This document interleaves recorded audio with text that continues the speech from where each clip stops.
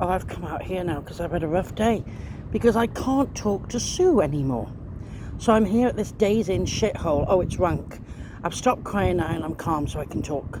But it's about midnight. So I've come out here. And to begin with, what happened was... anyway, I've had a rough day. Do you want to know? I'll go to that later. To begin with, so Sue comes on duty. She's a lovely lady. She's my favourite here. So nice. I don't know where I'd have been without her. She's been my backbone, getting me through this horrific place. And it's a rank shithole, this place is.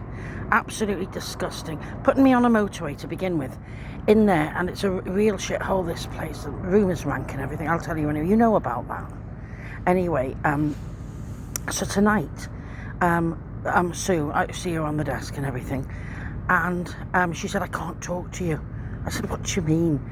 She said, Sam has told me I can't talk to you. He's the manager. So I said, why? What's happened?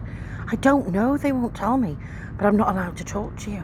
And it'll be on CCTV, so she couldn't do anything. She's a sweet lady and she wouldn't do anything nasty at all. She's so professional, wonderful. She does her job perfectly, everything. And so I had it out with him. He came back and I said, why can't I speak to Sue? What's going on? And he said, I pay her to do her job and not to talk. Now, he's not a sensible person at all. They're messing around all the time. This is what I don't get. So this isn't things. It's not very nice on me, is it? You know, and it made it uncomfortable for me here. It's been awful. So when I first came here, what happened was he put me in this terrible room with a wire mattress. He didn't give me a proper mattress. It was my severe arthritis and it was jabbing in my back, and I had to put up with that for a few nights. It was awful until eventually I managed to move to a room with a mattress. I mean, they say they treat you like that because you're from the council, but the council might not be paying as much, but they're still paying for it. I shouldn't be treated like a lump of shit.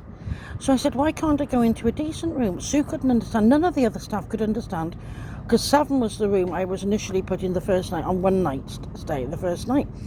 And then he let it slip. He said that, 7, he said, the new rooms that have been decorated, the decent rooms, I only keep, he said, for one night stays only, because I want them to come on the internet and say they like their stay, and then it gives me points and gives me more money and it's better for me. And I thought, that's awful, because that's a bit selfish, isn't it? You know what I mean? Because here I am, I've been here for ages, and I could have been given a bit more comfort, treated a bit better, you know what I mean? I've been suicidal, hysterically crying, everything. I was treated so well in the Premier Inn by the staff. They said, if you want to talk, let us know, and I didn't want to bother them. And there was a wonderful security man that used to come on at night, and I chat to him if I wanted to. But I was a lot happier there, because the rooms were nice and clean. I could settle in them, you know, cosy rooms. And also, I could get out and about. I was in Chester all day, so it was a lot more bearable. But here it's unbearable, trapped here. And it's awful, and I couldn't understand that. I thought that's really mean. Also, they've turned the lights off, so in the microwave area, they know I go and sit in there late at night, because he's in charge. He's turned the lights off on me in there now. And they say it's saving electricity, but I don't think it is, because the lights are on everywhere else, so it's not making sense.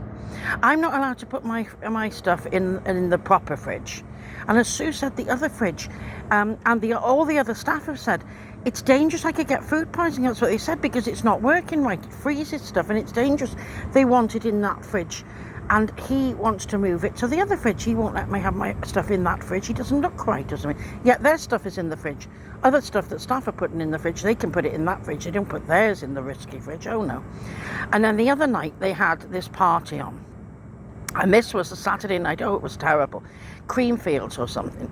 So they go and put these two rowdy men, meant to be 2, it's about 8 in the room, I think, next to me. Typical. And it kicks off, and it doesn't kick off till about midnight. And oh, it's terrible. So I go down to the desk and I said, can't you hear the music? It's vibrating, like that through the walls. Booming it was. So I go down to the man on the desk, who's very pleasant, and he came up and he said, oh yes, it is loud, but I don't like to disturb them. I think they're high. And I thought, well, I didn't say anything because I'm from the council. I thought, high or low, up or down, inside out, I don't fucking care. You know, if I was paying, I'd want a refund or I'd want to move room. And that's how they treat a proper guest. But because I'm from the council, I have to shut up and put up. That's their attitude. They made it really clear for me, this house.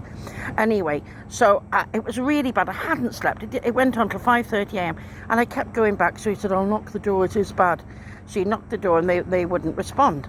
Anyway, he'd obviously reported it over to that Sam. Because today I see Ellie. She's a cleaner. She's lovely. She's really nice. All the cleaners are lovely. And she tells me, was it quieter last night? So I said, yeah, it was a lot better last night. And she said, oh, good. She said, because she said, Sam went in the room when they came out and he showed me. They had a pile of cocaine in there. Great big bag of coke, she said. And I said, you're winding me up. Because he'd have to get the police on that. And she said, no. She said, there's a massive bag of coke in there. And she said, we were he was thinking about doing a line with me. And she wasn't joking, that's the honest truth, but that wouldn't surprise me with him. That honestly wouldn't. So, I mean, it's very unprofessional here. So I thought, that's not very safe for me to be here, really, is it? So, I mean, that wasn't reported to the police. And also, and I thought about it then, but even if those men had whatever they had in the room, and apparently they couldn't get in the case or something because that was locked to see what else was there. And I thought, do you know what? This is so unprofessional because they shouldn't be going into people's rooms if they've got do not disturb on the room, if they haven't asked for them to be cleaned. It's personal, isn't it? That's the thing. And why wasn't it reported to the police then? Because cocaine in this country is illegal, isn't it? I thought it was. Well, apparently there was a massive bag of coke, she said, in there. Those were her words, a massive bag of coke. And he was thinking of doing a line, but I think she was joking about that one, but I'm not really sure. But, she was serious on it, that there was, because I said, you're winding me up, because there's a laugh or something to cheer me up. And then she said, no, she's serious, a massive bag of coke. So that's why he stood outside the room the next night and it quietened down. He was standing outside my door when I came out and I thought that was weird. Anyway, I just can't understand it. It's awful. I mean, I've been shoved out here and it's awful. It's really awful, because those people, okay, they were loud. But even so, they shouldn't have their privacy taken away from them. I think they're from Glasgow, somebody said 2 men came, and they were in room number 10 on Saturday night. And it's Days Inn at Chester service station, and it was number 10 they were in on Saturday night.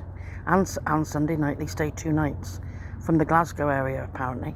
And they went in their room when they were out, and I think that's very unprofessional. I mean, they're obviously going in my room when I'm out. It's made me more uneasy than ever. Not that I've got anything. I certainly don't have drugs or anything. But it's personal, isn't it? Your stuff. So you feel like, I just don't want to be here anymore. It's a complete rank